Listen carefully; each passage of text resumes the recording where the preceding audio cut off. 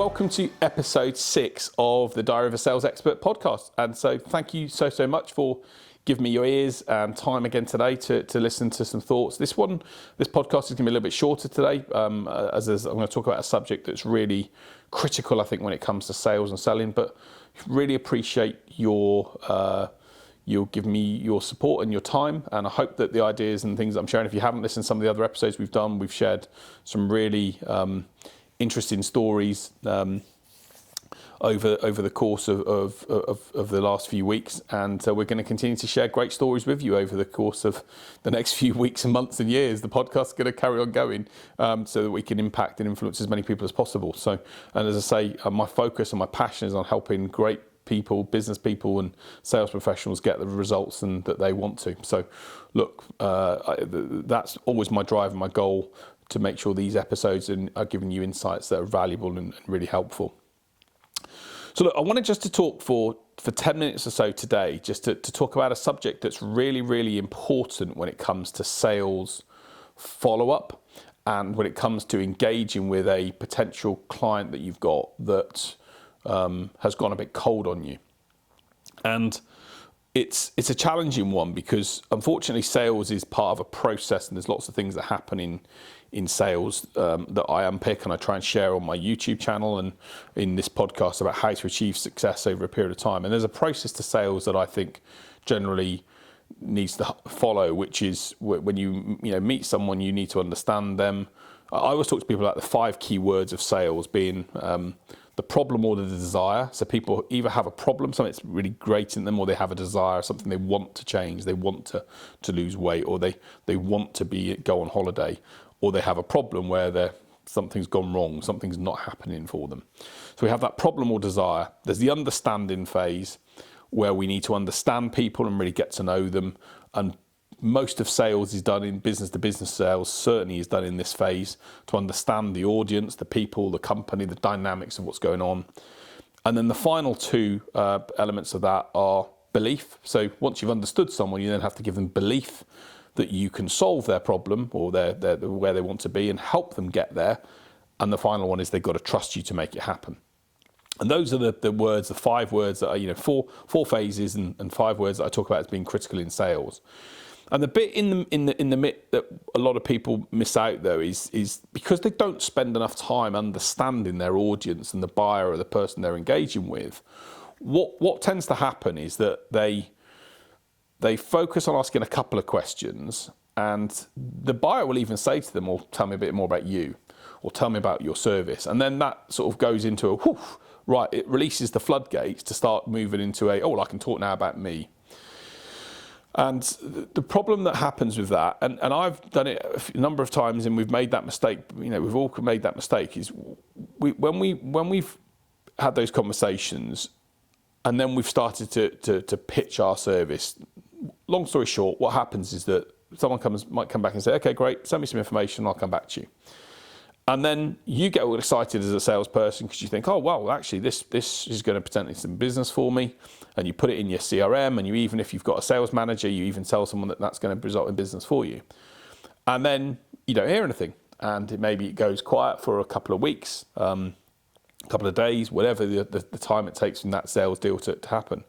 And you don't hear anything. So what you do is you pick up the phone, and most of the time send an email. "Hi, so-and-so, just wanted to check where you are with my proposal, and if my proposal is okay, look forward to working with you or working with you." And the big point of this podcast is that type of follow-up is crap, okay? And I'm really sorry if you do it in that way at the moment, but if you do, then be prepared for it to have absolutely zero impact, or that's not true. It may have a small percentage impact. It might have 5 to 10%, because it might land on the desk at the right time, and that person does need that service or product that you offer. But invariably, those type of follow-ups are incredibly because they're about what's right for you.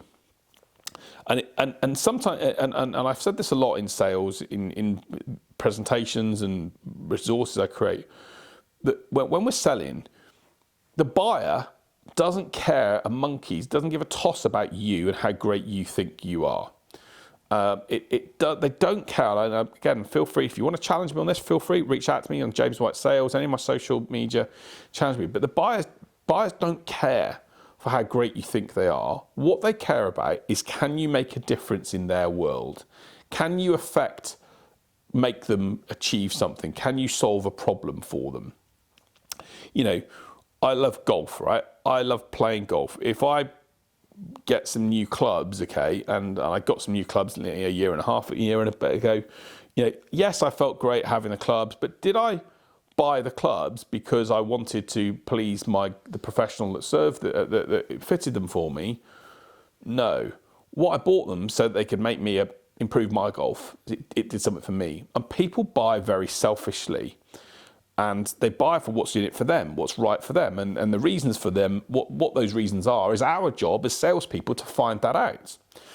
And the challenge when you're trying to follow up with someone that you've had a conversation with is, if you haven't spent enough time asking them about their questions or where they're at or what's going on in their world, understanding the challenges, the problems, the desires, the things they want to achieve, you have nothing to go back to someone with that can add value to them.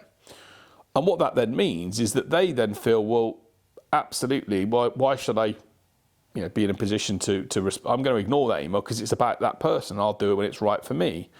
And that's why salespeople and business people get ignored with proposals, and not proposals, but follow-up emails. And I see it all the time. Dear so-and-so, wanted to see where you are with this proposal. That proposal, I think, is more likely to fail than not.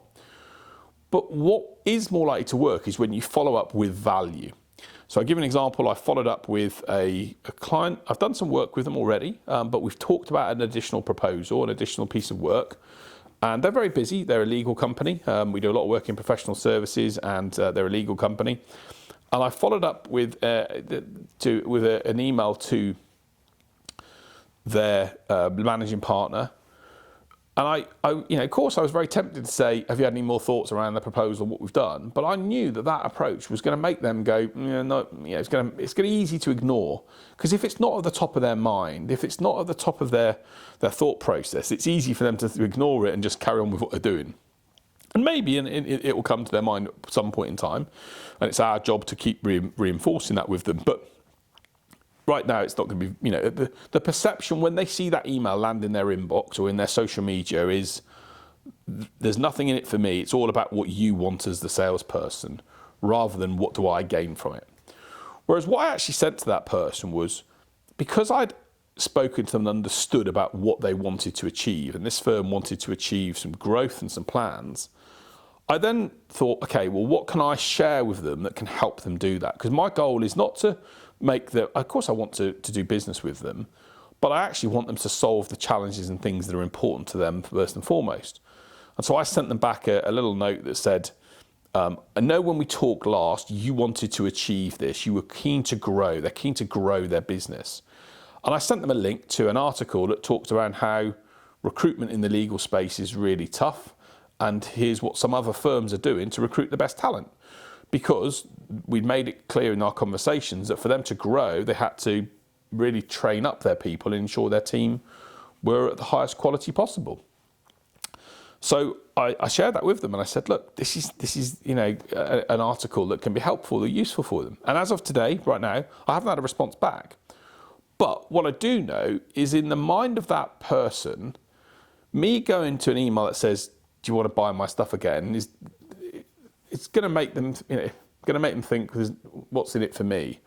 And of course, they want to grow and they want to help. And if my service can help them do that, then that's fine. But when I've just gone with hope you guys are well, I know you're busy, here's an article I found that I thought would be interesting to you. Now, the chances are they might look at that and go, I've seen that article before, and go, think nothing of it.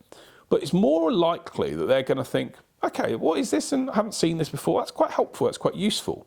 Or they might see the reference to it and think that's given them some insights and some ideas. And the critical 101 of sales is continue to create value in the mind of your prospects. Continue to create that perception that you're helping them and you're helping them do things and achieve things. And I absolutely encourage you to look at the last 5 follow-ups that you've sent in a sales situation And how much value have you added in that process? Where have you gone back to them with a resource, a link to a video, a guide, something that's helpful, something that's useful? Or where have you followed up with a, what's right for you, and by the way, do you want to buy my stuff?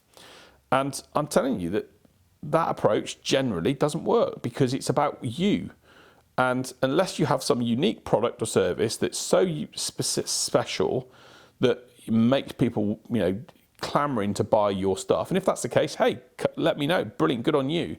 You've built a brand and built a service that everyone wants, and you can become that way around. Even then, I still think that brand ethos and that way that comes across isn't ideal. But that's a huge thing to think about. But most companies aren't like that. Most companies aren't in that position. Most of us have to work to show our value, to show what we do, to help people see what we can create and do. So when you're next doing your follow-up activity, really, really think about how you're doing it. And if you haven't got anything to share with them, or because you don't know what to share with them, or because you haven't got a clue, you haven't created any content yourself, then fine, go and find a link. Search on that subject title, and search on on Google, on TikTok or YouTube or whatever. Search for something that can be valuable, that's up to date, that's modern. I generally, and I will, there always used to be that saying, the best place to hide dead bodies was on the second page of Google. But I will sometimes go to page 2 and page 3 of Google, because there's great people who create really interesting surveys and studies and results. But they're hidden away on page 3. So most people wouldn't have seen that. So I will go and find that information. I'll do a bit of digging to find something that's relevant and valuable for my potential buyer, and send that to them. I saw this article and thought it might be helpful for you. I saw this and thought it'd be useful for you. I follow up with value. I'm engaging at the moment with an insurance company who don't know me. I've got a connection through a sports organisation that I've done some work with in the past. And long story short, I'm trying to engage with that person because I'd love to understand more about what they do and whether I can help them in their sales team. I'm following up with value. I'm giving value. I'm trying to make sure that I share insights and ideas that make that person think he's helpful, he's useful, he's got some things that I wasn't aware of, or that I didn't realise, or I didn't know. So, you only have that, I only have that knowledge and insight because I was able to ask the right questions during the sales process. When I was working and engaging with them, when I had the meeting with the buyer that I sent the email to, I asked questions, open questions around what their situation was, what were they looking to achieve, what was the key drivers for them to achieve that, what made that so important, who was going to take that work on, how were they going to make it happen. I was intrigued by those elements and finding out what they wanted to do and what the problem was if they didn't do that, and et cetera, et cetera. And I asked those questions.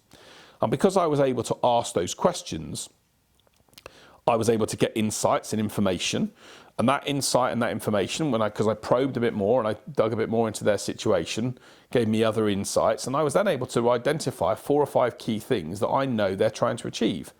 Now, within my email, it may well be they don't want to work with me, right? It may well be that they say, no, you're not right for us, and that's fine. If that's the decision that they make, then that's okay. I'm not going to win every deal. But at least I want them to think I'm helpful, I'm useful, I'm valuable. At least I want them to think that the emails that I'm sending are about them, not necessarily just about me. Now, I'll let you into a secret. Of course, I want to do more work with them. Of course, I want to do business with them. But deep down, I also want them to get where they want to get to. I want them to be successful. I want them to achieve the results they want. And if that's working with me or not, okay, if it's not working with me and they get the results, I'm happy for them. Now, maybe that's me, that's because who I am as a person, but I encourage you to have that similar altruistic sort of thought process that if your buyer gets the result, when we've lost deals, I will always go back to that person and say, thank you so much for considering us. We wish you all the best. I hope you get the results you want, because I do hope they get results. Of course, if they don't get the result, they might then come back to us. But the point being is I never shut a door, I never burn a bridge. I want them to think of us and be positive about who we are and what we do. And I really believe that by doing those things and by acting in that way and by following up with value, we can make them think of us. Because it may well be that they're not right for us right now, or that what we doesn't work for them, but they'll know someone, or they might have a connection or a family member or someone that it does. And I want the perception of that person, of me in that person's mind, to be helpful, valuable, informative, useful, educational, someone you should be in contact with and connect with. They've got some things that are valuable and helpful for you. And of course, the more you understand that person, the more you understand what's going on in their world, and you understand their industry and the challenges in their industry, the more insights and value you can give them, and the more they're going to want to then hopefully build that relationship with you. So I guess my key, this podcast is slightly shorter this time around, but my key focus for you is look at the last series of communications you've sent out to people that you've wanted to do business with, and look and see whether the communication has been about what's right for you or what's right for them. And if you've have a look through the one, and if you've sent stuff through that says, "Hey, where are you with that proposal? Did you get the proposal? Where are you at?" Or if in your conversation you've just phoned up and said, "I wanted to," people say, "I wanted to phone up and check in." Check in. What does that mean? You're in a hotel, are you? I wanted to basically, in other words, I wanted to see if you want to go forward with my business, rather than phoning up and saying, "Hey, look, I know you're busy. You've got lots on. No worries on the proposal. I just saw this article. I saw this link. I saw this thing that I wanted just to make you aware of, just to help you guys do something." Then it's going to make that person think that you're interested in them and them being successful and achieving things in their world, rather than just what's right for your world. And whilst it may not deliver that result straight away, it's going to deliver results over time. That's going to be a massive factor for you. So just be careful. Make sure that, follow up with value. If your follow-up or your response to engage with someone is not to offer value, then I guess I'm querying why you should send it at all. And yeah, if you want to send it. Look, try and prove me wrong, help yourself.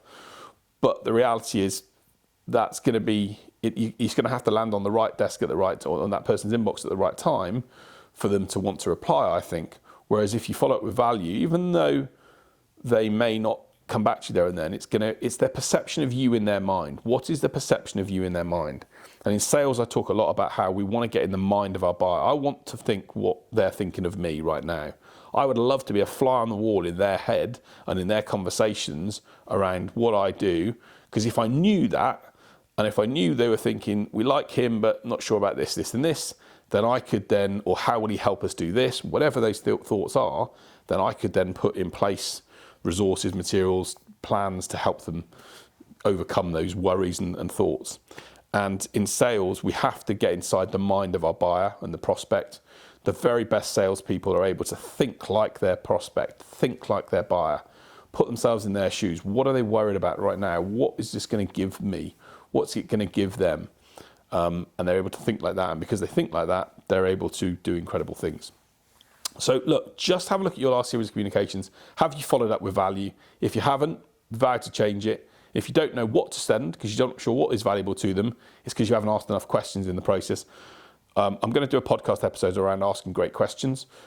We might even do that next, actually, as the next episode, because great questions are the route to sales success. And if you're not a great person to ask great questions that are open, then you're going to probably struggle to really get the sales results you want consistently over time. That's the key thing. Follow up with value. If you follow up with value, if you do it with a purpose to help them and support them and to give insight into their world, you're going to be in a far better place. And if you want to ask for things, if you want to ask for the business, if you want to ask for time, if you want to ask for those things, you've got to do that by giving value. Most people aren't going to give you that without knowing what they're going to get in return. So just look back through what you're doing and say, what are they getting in return for this? And the return needs to be not, the chance to work with you because you're incredible, but so that you can make a difference in their world. They do not give a rat's arse about how good you think you are. It's what impact you can make in their world that makes the difference for them. So that's this week's podcast. I hope that's given you some thoughts around following up with value, and let me know what you think. Let me know what's worked for you. I have a number of resources where I share around emails and things you can use to gain the value that you want. So we'll maybe share some of these as well, so you can have a little look at those on my social channels or YouTube space or YouTube channel as well. But the most important thing is you want to get you the right results or the right information back, so that you can hopefully do business with those people and get the results you want. So as with every podcast episodes, I always finish the episodes by doing an inspirational story. And I wanted to just give you a story today around a guy called Nick Vujicic. And Nick Vujicic, if you've never searched for him, he is an incredible man, Australian guy. I think he is, if you search for him, I think it's, I never get his spelling right, so I'm going to get this wrong. It's something like Nick, Vujivich, something like that. Anyway, if you search for him online, you'll see this guy basically is the most happiest man in the world. He looks it in these videos and the content he shares. He was born with no arms and no legs, okay? Genetically deformed. And yet, search for Nick Vujicic jumping into a swimming pool. If you ever want to be smile, it's just an incredible thing. And he's got a real Christian faith, and good on him for that.